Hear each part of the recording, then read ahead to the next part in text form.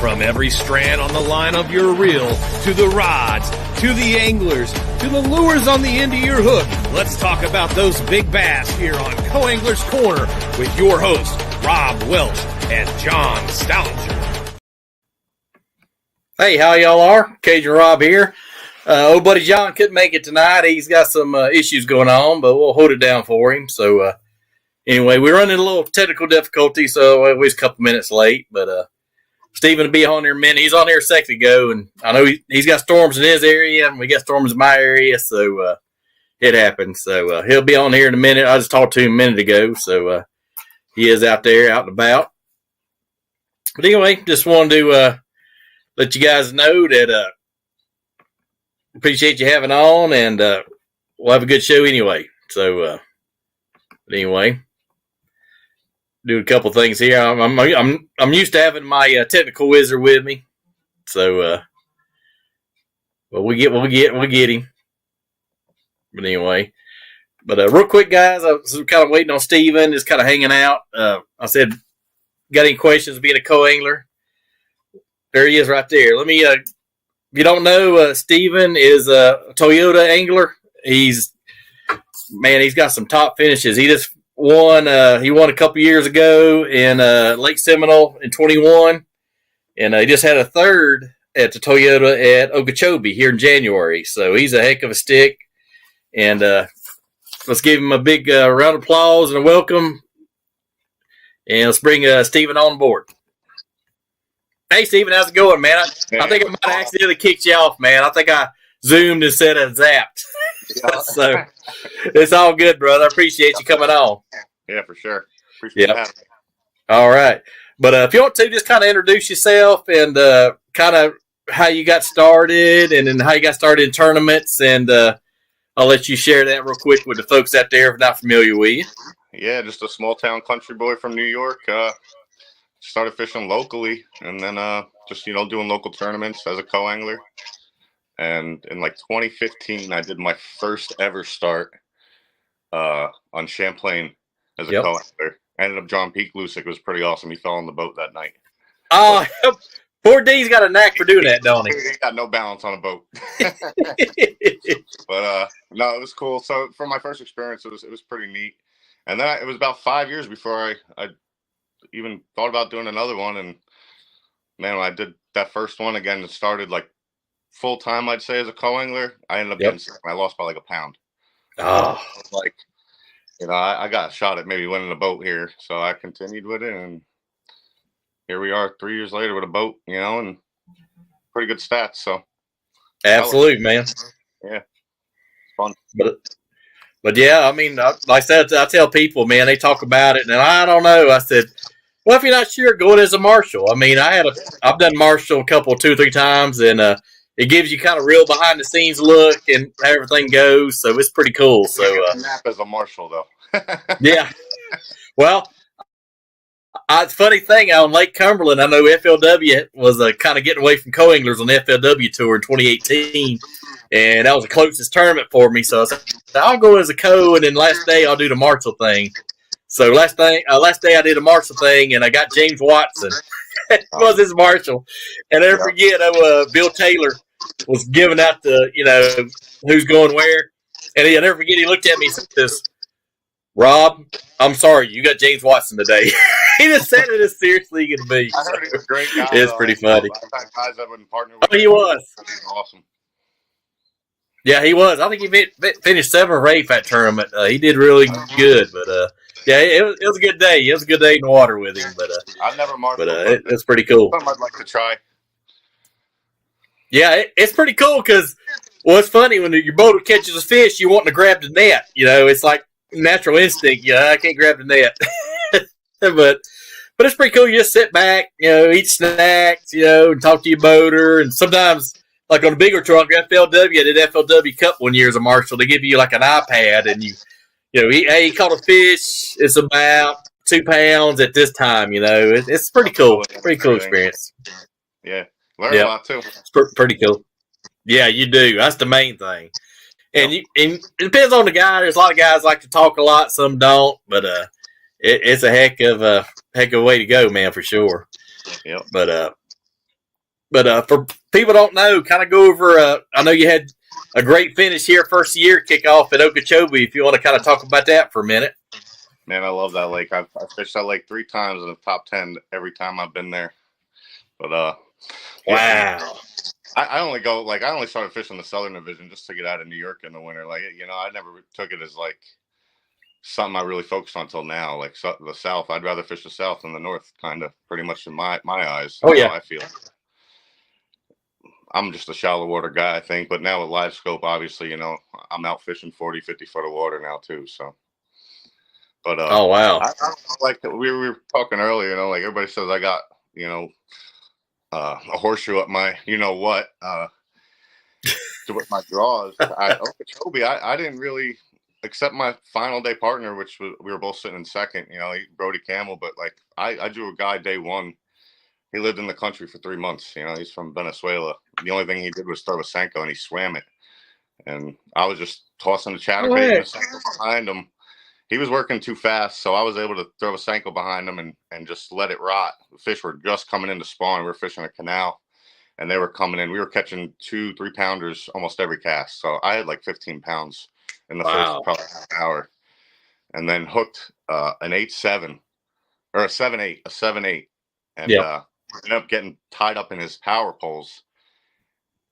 Thank God, I don't know how but he picked the pole up and the line started coming up with it. And I'm like yelling, drop it. And he dropped it back down, came out, netted it. And I had 19 something. And I sat down and we had like a half hour left. I'm like, dude, you could continue fishing. I'm going to hang out and I got the net for you, whatever you need, but I'm good. I think I'm all right. I'll be fine for tomorrow. And he's like, I don't know. Should I go back? And I'm like, with the amount of the males we caught and the spawn time and catching that big one right at 2:00-ish time, they were just starting moving. I'm like, I have to go back. He ended up going back day 2 and catching like 23 pounds and put him in the cut. He's been here 3 months, never even bass fished Okeechobee that much. And wow. And it was great. Day 2, I ended up drawing another great guy and ended up, I'm not trying to say this in a bad way, but I mean, just smoked him behind him. Ended up giving the bait I was throwing. At the end of the day, we came in and he pulled out like 5 chatterbaits. He's like, you're going to need these for tomorrow because that's what I was catching them on. Yep. Gave them to me. He's like, I got the trailers you need if you need. So it was cool. They're out to help. Oh, yeah. It's amazing. I mean, there's guys that give you rod, line. I mean, whatever you need, man. It's amazing. I had a guy at Harris Gate. He gave me a rod. He's like, I give all my co-anglers a rod every time they come on my boat. Brand new Fitzgerald rod. I'm like, no kidding. Like, I don't really need it, but it was cool. Dang, I need to be paired up with that guy. Steve Eastman, he was awesome. He ended up taking the dog at like 75, man, right in his teeth, right at takeoff. We got it on a YouTube. It was funny. It exploded all over his face. He never let off. And we passed like 25 boats going into the Dead River. Oh, heck. Yeah, I had a friend of mine. He was a co-angler, and he had a coot hit him in the face. I always wear like a motorcycle helmet or something because and I've had, hail, go through hail and sleet. Yeah. Gosh, that makes me hurt thinking about it. Back to Okeechobee, the final day was actually the first day for the Bass Open practice. So when we pulled we were fishing Hardy Pond on the final day, and we were fishing this cut inside of it, and we probably had 15 boats in there with us, and only 2 of us were in the tournament. All the other boats were open guys practicing, and my boater had caught 32 pounds. He caught the biggest bag of the event there the day before.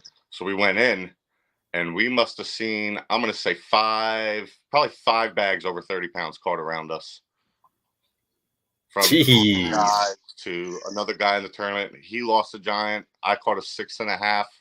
I mean, they were all over, and I think if we had maybe 5 boats in there, we probably both might have won the tournament.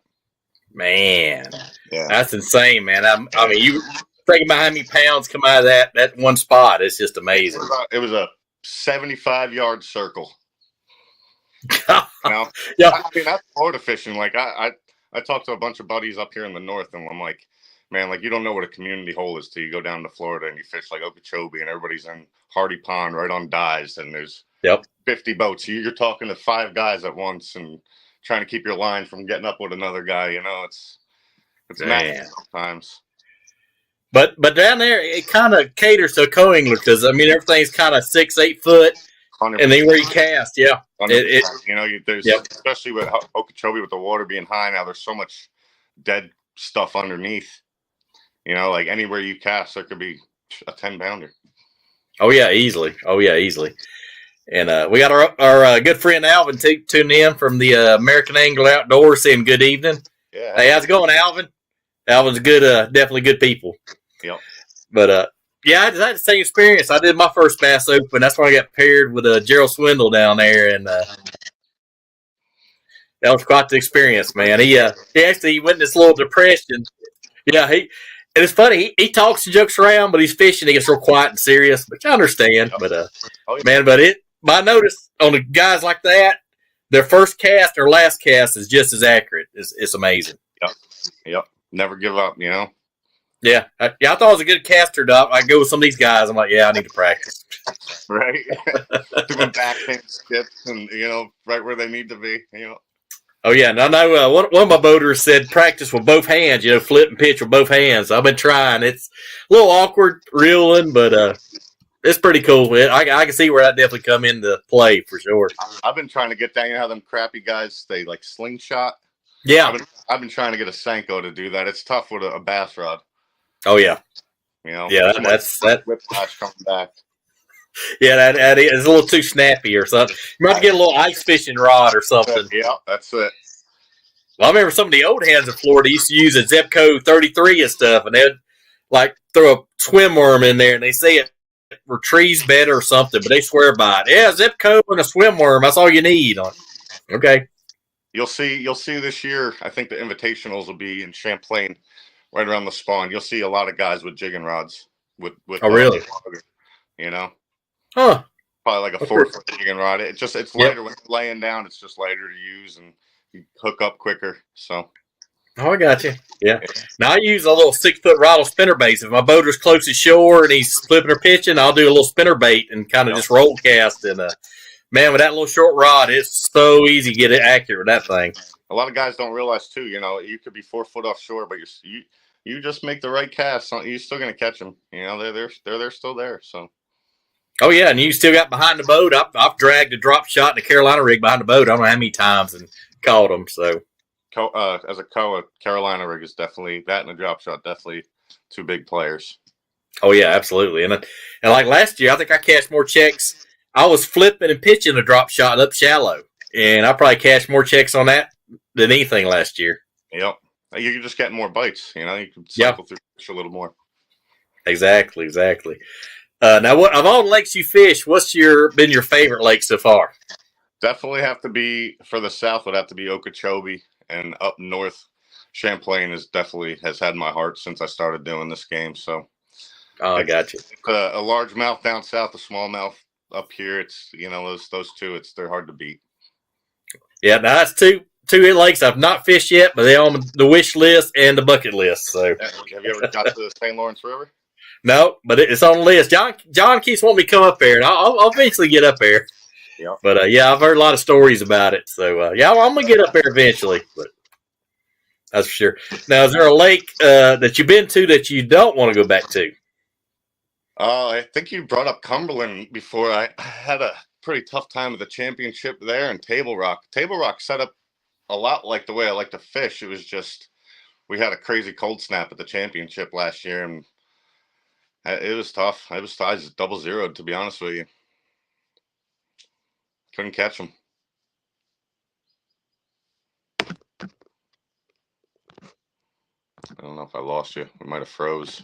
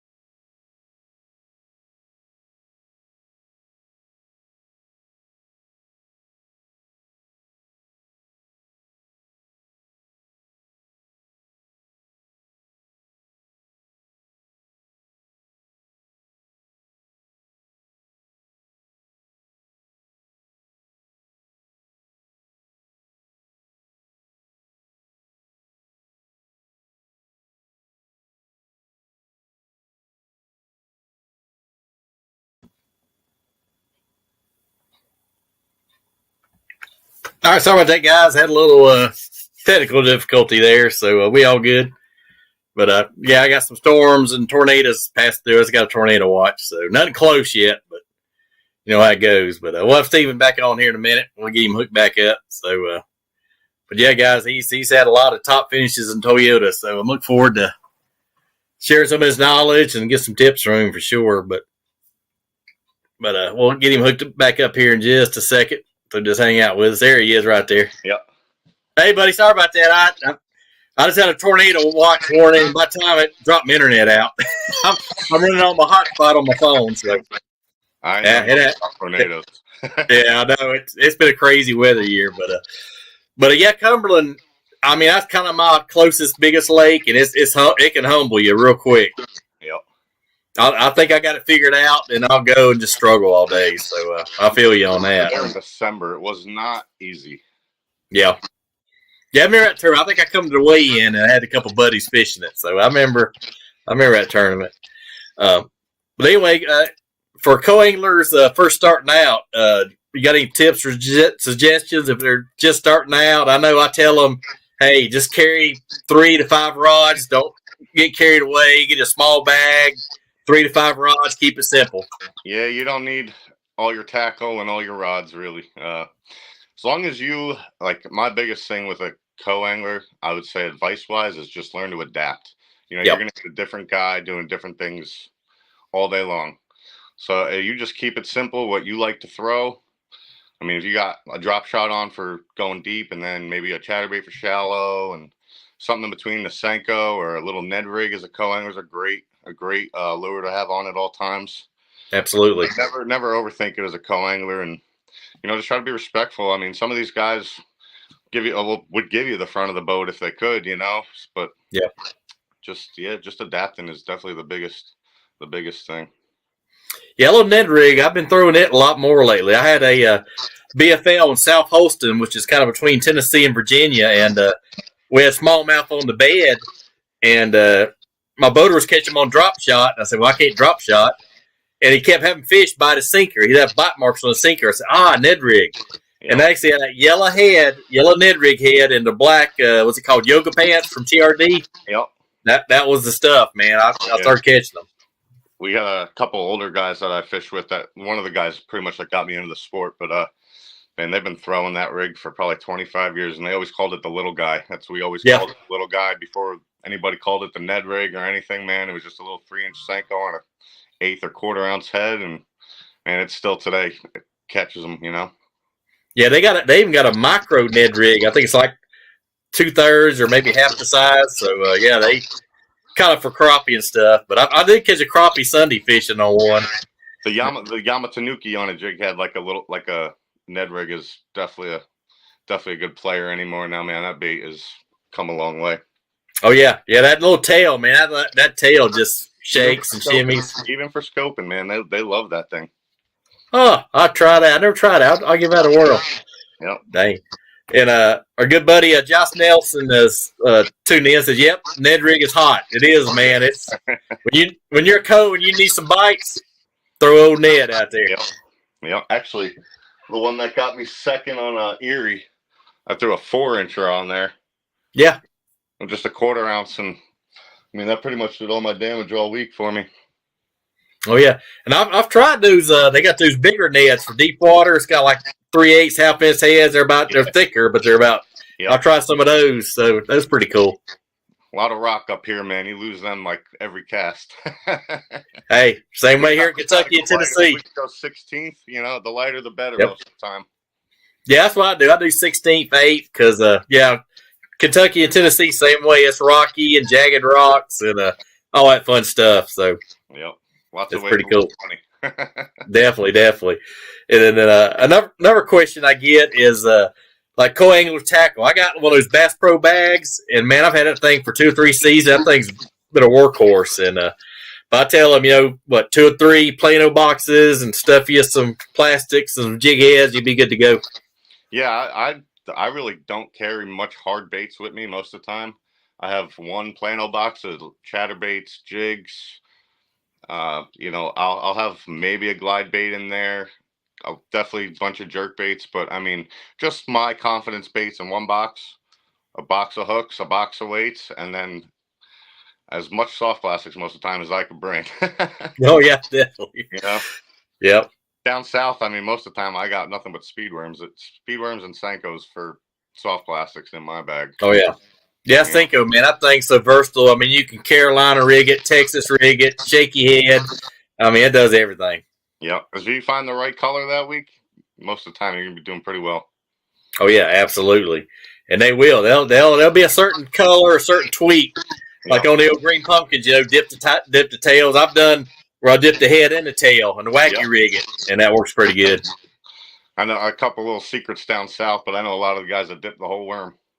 Yeah. Yeah, I've seen guys do swim baits that way. Yep, dips the whole thing. Yep. It works. You know, it's like especially a speedworm down south, man. That chartreuse it looks a lot more like a needlefish. Oh yeah, which apparently absolutely what it's mimicked. But you don't really see the needlefish in person much ever. You know, as bait, you might see one jump out of the water from being chased, but you don't really get to see what they look like most of the time. That's interesting. It must be one of your fans. Stacy Brace just gave you a heart. Oh, that's my mother. Oh, okay. Hey, Mom. Well, I'm glad you tuned in. Yeah, I mean, it's a lot of series out there. I was talking to John the other day. They have some co-anglers for the Toyota, I think, in one of the Centrals or something. And they're saying, hey, I'll be your co if you pay my way in. And we're starting to see more and more of that. That's kind of interesting. On Facebook all the time on the BFL page, guys are willing to pay their co-anglers and pay for their stay to get them in the event and stuff, you know. Yeah, that's insane. But here down in Florida, they got more boaters, and then somewhere in like Carolinas, there's always more boaters. So, and then in Tennessee, Kentucky, we had the same problem. I got a text last night. I'm fishing Douglas Lake in East Tennessee Saturday, and they already texted us today. Said, "Hey, we're short on co-anglers." I'm like, "No, what to tell you." Advertise. The biggest event I fished was 180 boats for a Toyota. That was down south. Oh, yeah, I did a Toyota on Guntersville maybe 2 years ago, and we had 325. And the first day, we had like a 2-hour fog delay. It was, we was all right there at Goose Pond. There's like 300 boats. We're just like floating around like little corks, you know. It's like Guntersville's fun.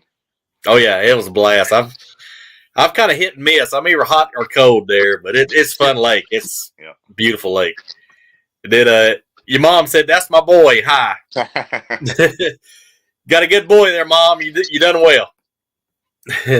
But anyway, yeah.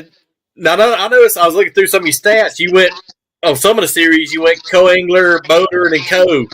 So is that a hard transition going kind of back and forth? So really, the only right now where I'm at, the past 2 years I've been fishing boater in the north and co-angler down south has been pretty much how I've been trying to keep it. I just can't afford to go down south and fish as a boater right now.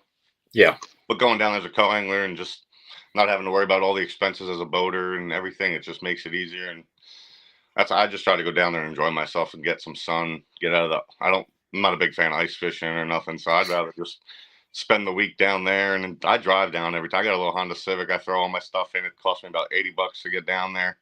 Dang. In 16 hours and I'm fishing the next day, you know.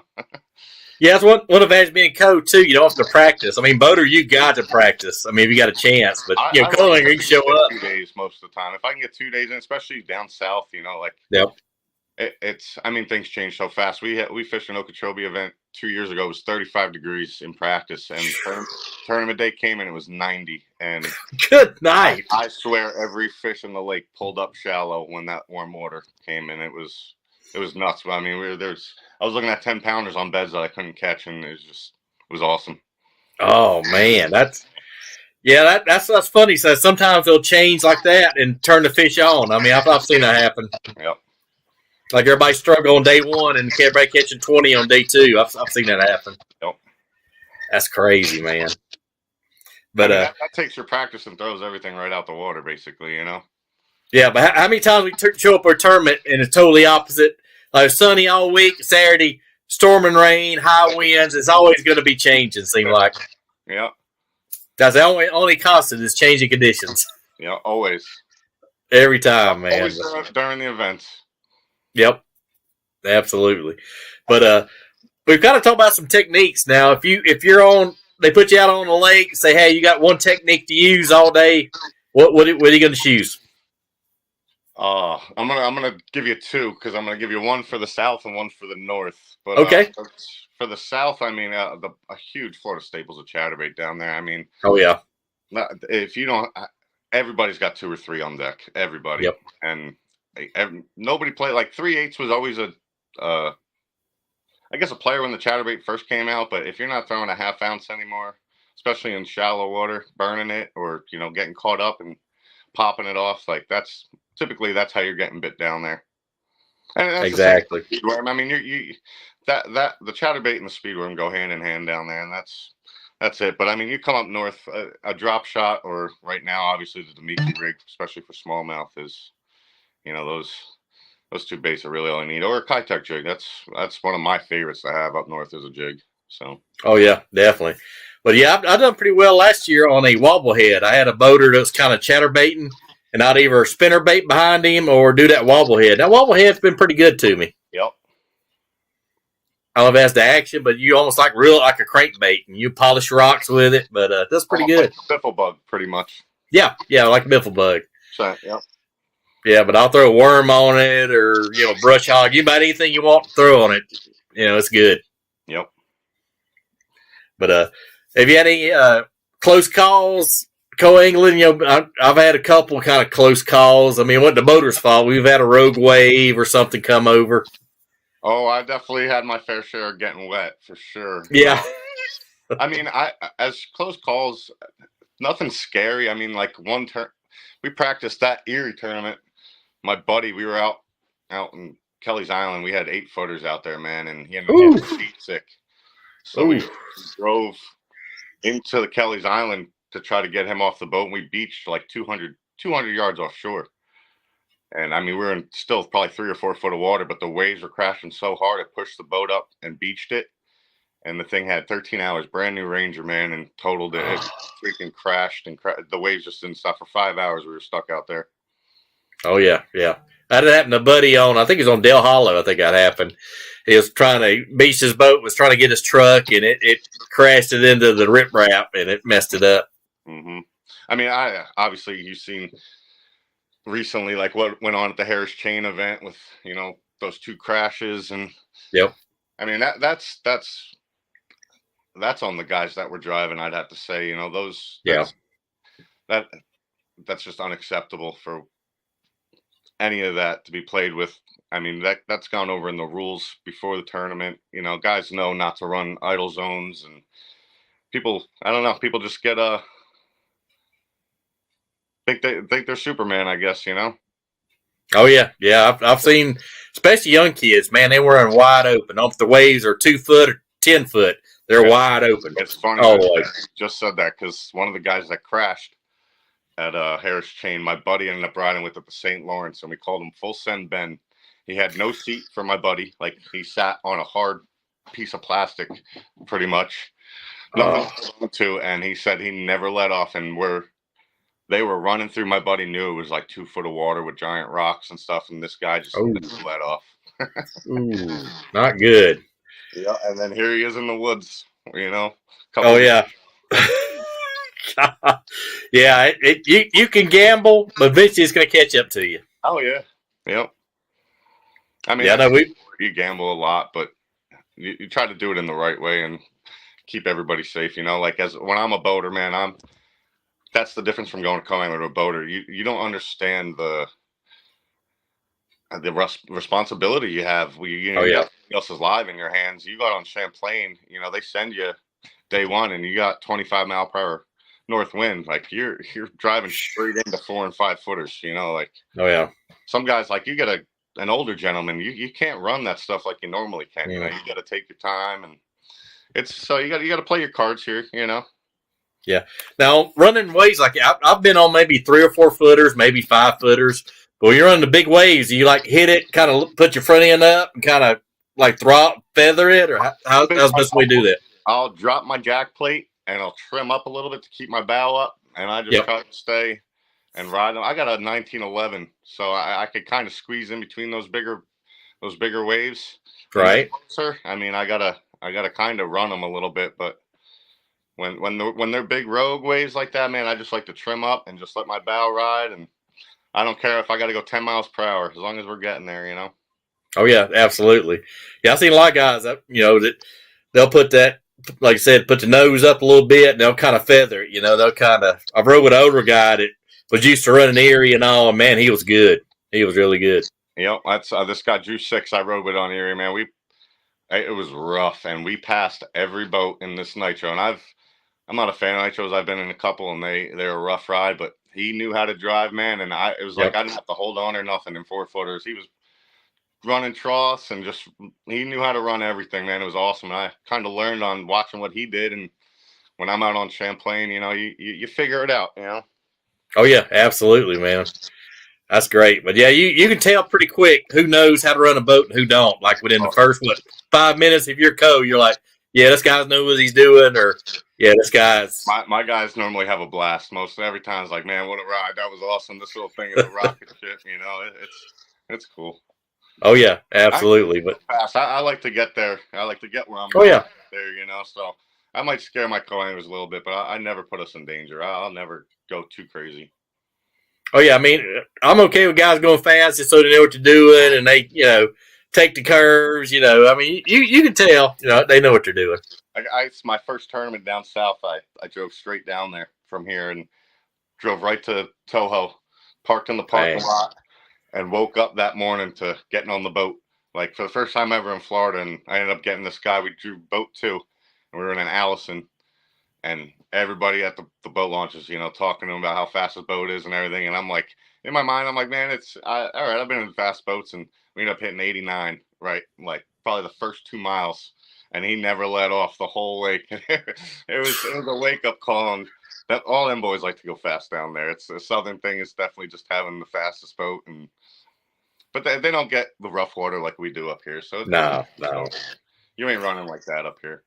Now, if you say Allison, I used to live in the Knoxville area, and I lived right down the road from the Allison boat plant. Yep. And I'd be out there fishing and watch the Allisons go by and just yell. I was like, they like to walk, but man, I'll tell you, when they get up and go. Oh yeah, Tennessee, they got they had Allison, Bullet, Stroker. I mean, some of the fast boats, and man, them guys get there and haul it. Man, my buddy's got a Phoenix, and he's a boat mechanic, so he's got a show on the back, and he got it mapped and all that, man. That thing looks like a Ferrari, like put you back in the seat when it's going, man. It's crazy. Oh yeah. But you talk about motors. I see a lot more Suzukis out now. I see them on pontoons and boats. I mean, Suzuki's making a big push. Things like I'm pretty sure MLF switched to Suzuki as their sponsor this year. So yeah, they did, because my BFL's the flag boat's got it's a Phoenix with a Suzuki on the back. It's one of those blacked out ones. It's pretty sharp looking. Yep. Just different. I think last year, or it might have been the championship this year. There was one boat in the event that had a Suzuki, and he won $1,000 just because he was the only boat. It was like the top Suzuki finisher. Well, he's the only guy with a Suzuki, so he won $1,000 without even having to fish. Hey, get him when you can. I haven't heard nothing bad about him. I know my buddy used to run one, but I'm sure everything's pretty equally matched now. Oh yeah, I know there was like one of the top saltwater brands, and they're kind of branching over to freshwater, but. Yeah, I've never heard anything. I say guys that got them swear by them. So, yep. But nothing wrong with that. Yeah, but that's another thing being a co-angler. You get to ride all these different boats. You say, well, I like this about this one. I don't like that about that one. So it's pretty cool. You get a good feel of what you like and don't like. Depends on the driver sometimes, too. Yeah, it does. But I mean, like layout, hey, I got plenty of room for a co-angler here. And this one, I don't get that much room. Yeah. But that's pretty cool. But anyway, like I said, of all the tournaments, I know some of mine I've like zeroed. I've learned more when I zero sometimes than when I do good. Have you ever had that experience where you have a not so good experience finish, but you experience and learn more? So this is a great example. The last tournament I just fished was the Harris Chain a couple weeks ago. I was catching probably 15 pounds a day in practice. I figured it would take 12 to probably win the tournament. Hearing how Right. tough the bite was, and looking back at years past, that what it took, and come tournament day one, I ended up 9th place and was like, all right, I'm in a good spot. Just got to do it again tomorrow. Went out and zeroed. Didn't even get a bite that day. Oh man, that happens. That's 60th or something like that. What happened was the wind had switched the night before, and all the way, I fished Griffin day one, and then day two we stayed in just Little Harris, and it changed. The water turned muddy. The colors, I was kind of like a white chatterbait I was throwing, and I was throwing a I forget what color speedworm, but that was both my pretty much better bites all week. Didn't get a bite on it. If I would have changed colors from the muddy water, it might have helped a little bit, but in the moment I had so much confidence in those colors, I never even thought to change. Oh yeah, I don't blame you there. I mean, when your areas get blown out, man, it's scramble time. Yep. And being a boater too. I mean, we both got spun out. I'm not really sure exactly what happened. It was just, that's why they call it fishing and not catching, right? Exactly. I mean, it happens. I mean, I've seen KVD zero before, and I'm like, hey, happens to the best of them. Yeah, I mean, you watch the elites, and some guys, I mean, going to the St. Lawrence, catch 1 to 2 fish sometimes. I mean, I've done it. That place breaks my heart, and it's like a home body of water to me. It's one I love, and every time a tournament comes around there, I just can never make it happen. I'll catch when I catch 25 in practice. Well, it's like in Eufaula, Oklahoma, they had a lake. It was high and muddy. And I think Wheeler first day caught like 1 fish, but you never see Wheeler struggle like that. So yep.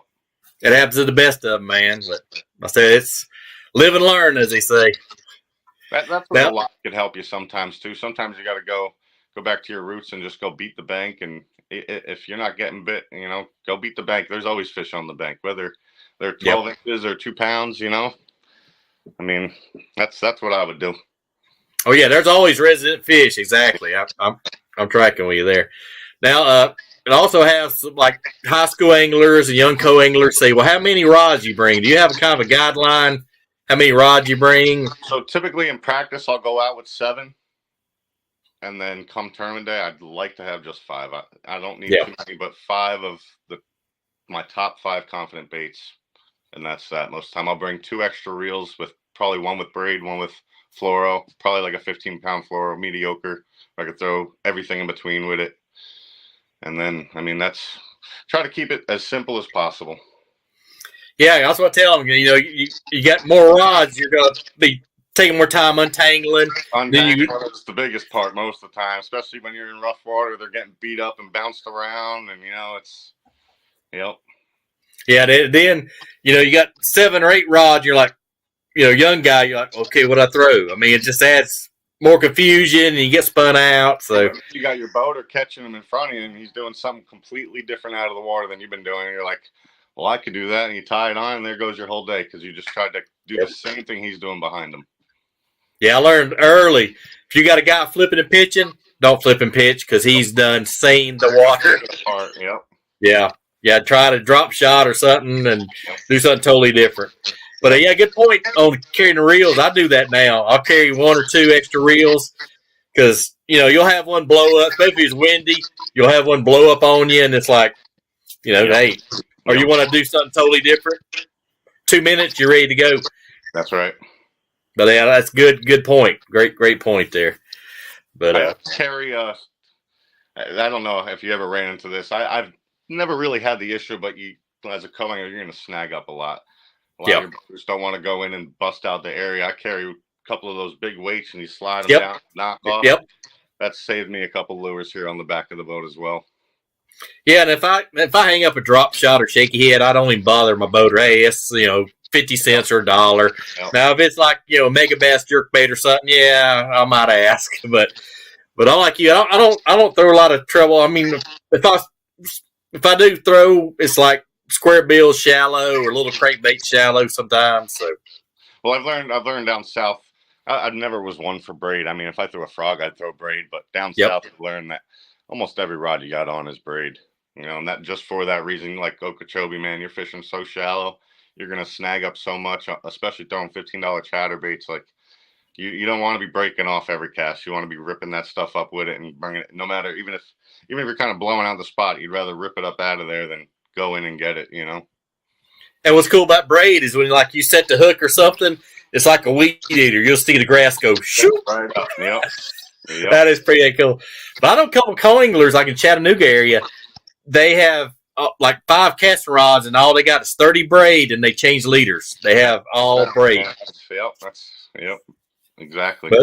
But they don't crank or nothing. But they flip and pitch or whatever. But you actually get. I learned from one of the guys, and I didn't believe it at first until I tried it. But I was always throwing my chatterbaits down there on most of the time 12-pound fluoro, and as I've learned, I've now gone to like 15 to 17. But throwing the braid, that head changes, its rattle, everything changes. You know, I think they hear the braid in the water coming through the guide and stuff, you know. So I'd rather throw fluoro. I think that's why I won Seminole. A lot of the guys were throwing straight braid, and I'm down there. I mean, that was my second Southern event.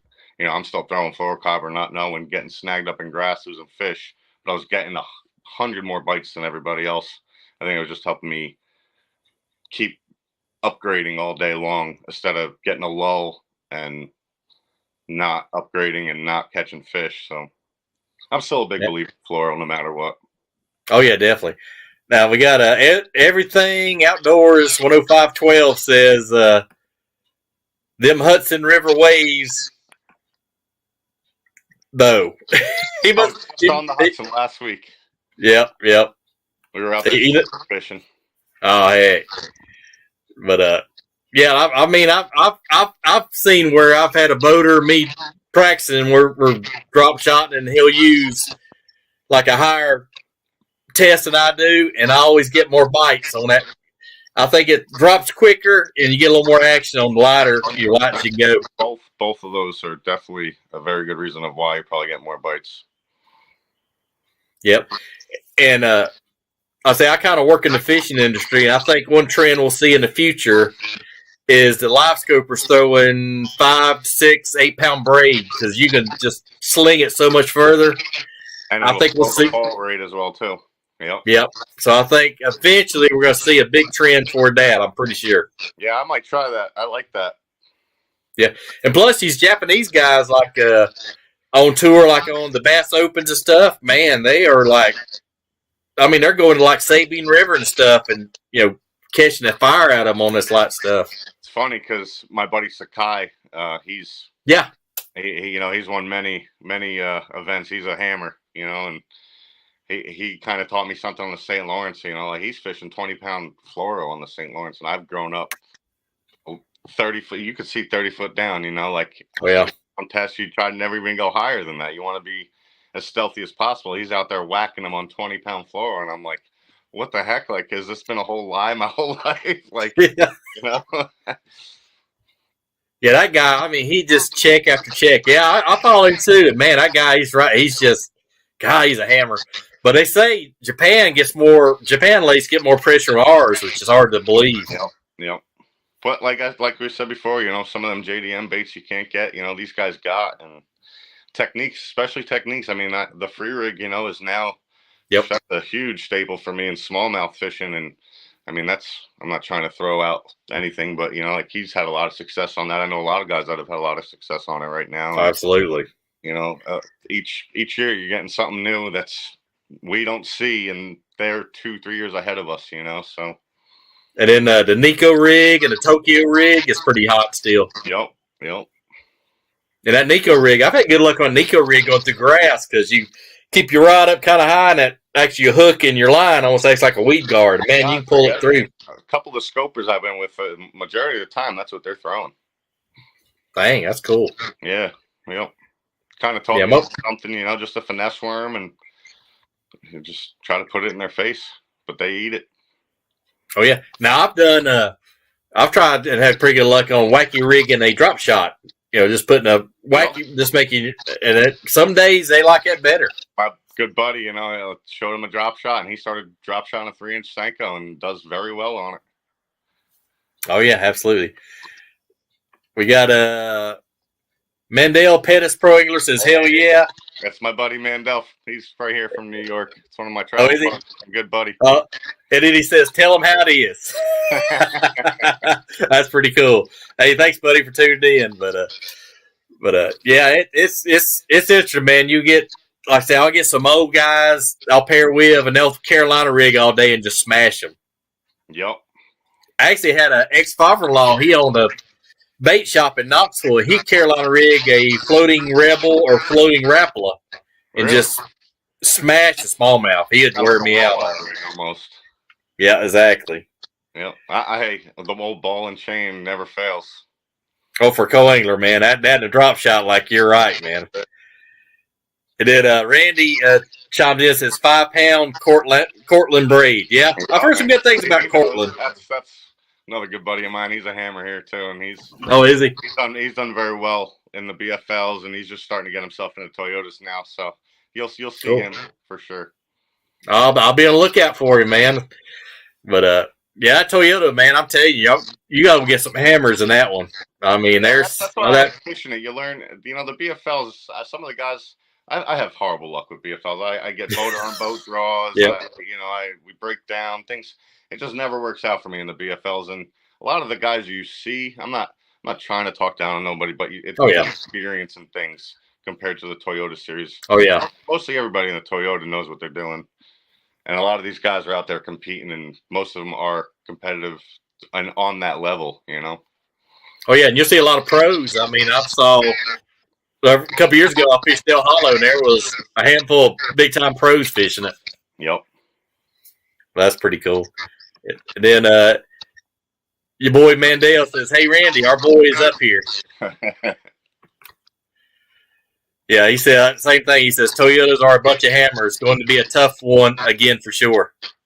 Yeah, I think the northern's a lot harder to compete than down south. I mean, the south, with like how we were talking before, how the fish will migrate to one area, and a lot of guys will have luck, or not luck, but it falls upon them. Up here in New York, man, some of these guys, they're consistently catching 22 pounds a day of smallmouth, and most of them are fishing 100 foot of water, 60 foot of water, and they're just finding the right fish and chasing schools. And if you can do that and keep up, man, it's not easy. It's not easy. Oh, yeah, absolutely. And you notice, too, in Toyotas, I mean, there's just a hair difference. Maybe 1 pound separates the top 20. I mean, I had 18 pounds a day last year, and I was in 80th place. God, jeez. And that shows 1 pound. It just is how much of it, maybe 40 spots, maybe, Yeah, just one kicker, man, will kick you up, way up. Yep. That's amazing, man. That blows my mind. Yep. Crazy. That's your feelings. Oh, yeah, you think you're coming, I'm getting a check today, and you're like, well, maybe not. Nope, not today. Hey, that happens, but that's right. Pretty cool. But we're about 50 minutes in, and I'll usually give you the last 5 or 10 minutes, kind of talk about your sponsors or thank people who's backed you. So we'll let you have this time, and feel free to plug whatever sponsor or cause that you got. Yeah, I definitely have to give a shout out to Outcast Tackle. They, I've been with them for probably 10 years now, and I probably won more money on their baits. I won the boat on specifically this swim jig right here for 3 days in a row through that pro swim jig right there. 3 days. Yep. And never put it down. And Champlain, I got 5th on Champlain on their finesse jig, and yep. Their baits are always been a staple in my mind. And now the chicken rig's out. I've been loving throwing that thing. That thing's amazing. But Eco Pro, they've been good to me. They hooked me up, and going through weights is crazy. So they're always there for me. And I don't really got too many crazy sponsors. I got my buddy owns a bait tackle shop, and he hooks me up with a lot of Kitech stuff. And cool. That's Hegman's Bait and Tackle in Shohola, Pennsylvania. If anybody's ever around, it's right on the Delaware River. He's got pretty much everything you need to catch fish right in our area. Good deal. Yeah, man, I'm just out here grinding and hoping to win one. The Outcast. I know South Fighter's got some signature jigs are really their deal. Yeah, his fighter jig, yep.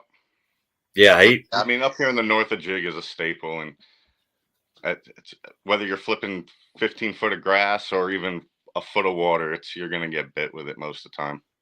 Well, yeah, well, same way in Kentucky, Tennessee. There's some older guys throw a jig year round. Religiously, yeah. I mean, if that's a state that I'd ever choose to have for the rest of my life, it'd probably be a jig, you know?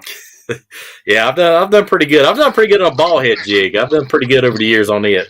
Yeah, I think that in like the Midwest and stuff, that's basically the ball head jig is definitely a better player. Oh yeah, we like the football jig up here. Yeah, I do too. You get hung a lot less. Yeah. And it's got that action, kind of side to side action. Yeah, but your boy Mandel says, "Yep, best jig on the market." Period. Yeah, he knows.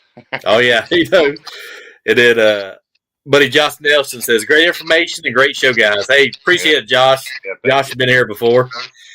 But yeah, that Outcast. I know a lot of Midwest. My job, I see a lot of Outcast products going to kind of Midwest, Northwest, just by the cases going up there. Yeah, I mean their hooks, everything about them, they're perfect. Yeah, I don't break. I've never broken a hook on any of their jigs I've used Kitech jigs, them real small wire ones. Man, I've lost fish and snapped hooks on them more times than I could probably count. And that's nothing against Kitech, you know. I mean, sometimes I'm forcing them, or sometimes I'm using too heavy a line, and them small wire hooks, you know, they don't take much bend. Oh yeah, well I used some of those perfect net heads. I tried some of those last weekend. I was really impressed with those. Neds all throw. Yeah, those are really good. Ones, yep. Can't beat it. I think Josh Douglas did a little seminar one day, and it showed how better it stood up than the Z-Man. And I mean, from there I was sold, you know. Oh yeah, it's solid. That's a solid little net head. But yeah, you can't beat it. But anyway, yeah, we're gonna wrap it up before we get in. I know you got a lot of stuff going on, and I said another thing, guys. You know the banner at the bottom. Steven's got a YouTube channel, so check it out. He's got some good stuff on there, good content. So check him out, give him a like and subscribe for sure. Yeah, I appreciate it. Thanks for having me on tonight. Hey, man, appreciate you, man. I learned a lot from you, and, man, keep on doing what you're doing, and we'll be cheering you on and watching you on the weigh-ins. Cool, I appreciate it, man. Take care. All right, man. Catch you later. All right, see you. All right, guys. Great content for Steven, man.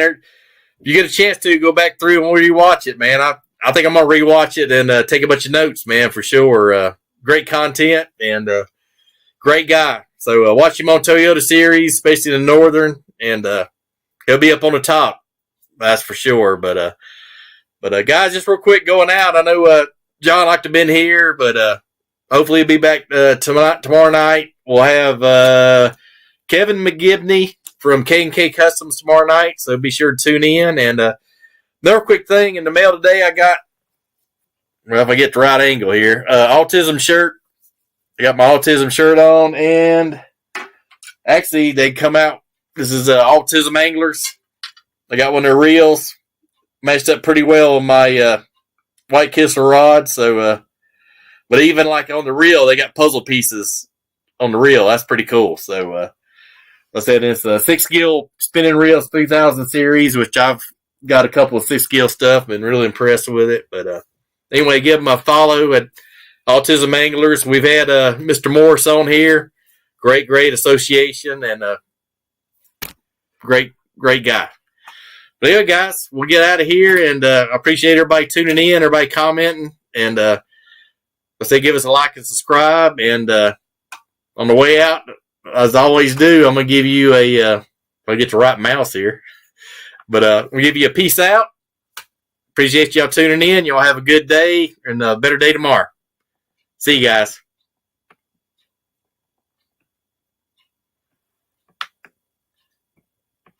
Hit the right button.